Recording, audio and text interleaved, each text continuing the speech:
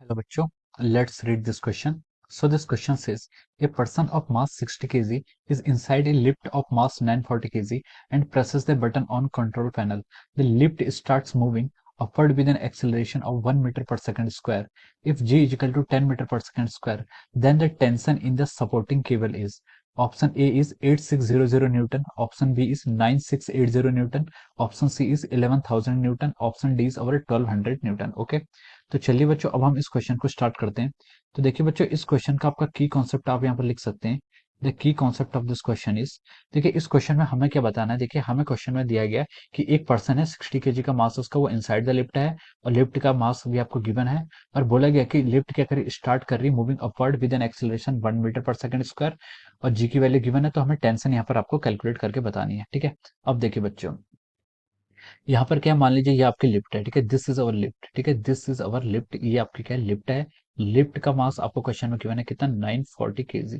940 KG is the mass of the lift और person का मास कितना आपका 60 KG is the mass of the person. Okay, तो देखिए इस पर हमें इस क्वेश्चन का हम की कॉन्सेप्ट क्या लिख सकते हैं। देखिए इसमें हमसे क्या पूछा गया था, हमसे पूछा गया कि हमें टेंशन की वैल्यू कैलकुलेट करनी है। ठीक है, तो हम यहाँ पर Newton second law of motion का यूज करेंगे। ठीक है, Newton second law of motion का यूज करेंगे या फिर हम लिख सकते हैं इसको हम फोर्स का यूज करेंगे। ठीक है, we will use here the concept of the force. ठीक है, हम यहाँ पर फोर्स का कॉन्सेप्ट यूज करेंगे और फोर्स आपका होता है net force is equal to our mass times acceleration.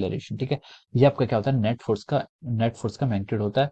Net force is equal to mass times acceleration हम यहाँ पर लिख सकते हैं। ओके, अब देखिए क्वेश्चन को देखिए, आपकी जो लिफ्ट है आपकी किसी एक स्ट्रिंग से कनेक्टेड होगी। ठीक है, स्ट्रिंग से कनेक्टेड होगी तो इसमें क्या लगेगा, स्ट्रिंग पे एक टेंशन लगेगा, टी टेंशन लगेगा और उसने बोला कि जो लिफ्ट है स्टार्ट वो अपवर्ड मूव करे with an acceleration of 1 meter पर सेकंड स्क्वायर। ठीक है, उसका एक्सेलरेशन भी आपका क्या है, 1 मीटर पर सेकंड स्क्वायर से अपवर्ड डायरेक्शन में है। अब देखिए लिफ्ट प्लस मैन, इन दोनों का वेट क्या होगा आपका, डाउनवर्ड डायरेक्शन में लगेगा, जिसको मैंने देखिए इन दोनों को कैलकुलेट कर लिया 1000 इंटू जी। ठीक है, ये आपने यहाँ पर ऐसे लिख लिया। ठीक है, 1000 इंटू जी, ये क्या हो जाएगा आपका लिफ्ट और मैन का weight, man lift plus man का वेट हो जाएगा। ठीक है, यहाँ पर आपका इतना लग रहा है। अब देखिए अब हमें क्या क्वेश्चन है फाइंड आउट करना, हमें यहाँ पर टेंशन फाइंड आउट करनी है। ठीक है, here we need to find out the tension. ठीक है, टेंशन को हम कैसे लिख सकते हैं, देखिए मास इंटू एक्सेलरेशन जो आपका नेट होगा, नेट मतलब आपका m प्लस एम। ठीक है, m क्या आपका मास ऑफ लिफ्ट और स्मॉल m क्या आपका मास ऑफ द लिफ्ट और स्मॉल m क्या आपका मास ऑफ द पर्सन।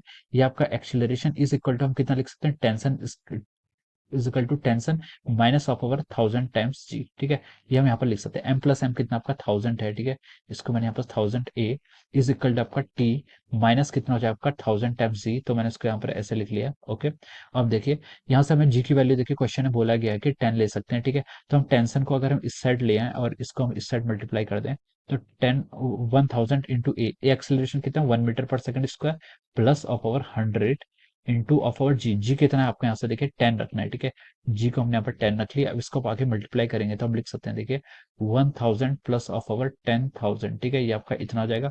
इसको अगर आप एडिशन कर लेंगे तो आपका आ जाएगा 11,000 के इक्वल। ठीक है, we can write down that tension, जितनी आपकी टेंशन होगी वो कितनी होगी आपकी 11,000 न्यूटन के इक्वल आपकी क्या आ रही है, टेंशन आ रही है। ठीक है, our tension here is coming out to be 11,000 newton. Tension हमारी क्या है, 11,000 न्यूटन के इक्वल आ रही है। ठीक है, ये आपका ऑप्शन सी के रिस्पॉन्डिंग राइट है। So we can write down here that option C is the correct answer. ठीक है, आपका क्या यहाँ पर ऑप्शन सी क्या है इस क्वेश्चन के करेक्ट आंसर है। Okay, so option C will be the right answer of this question.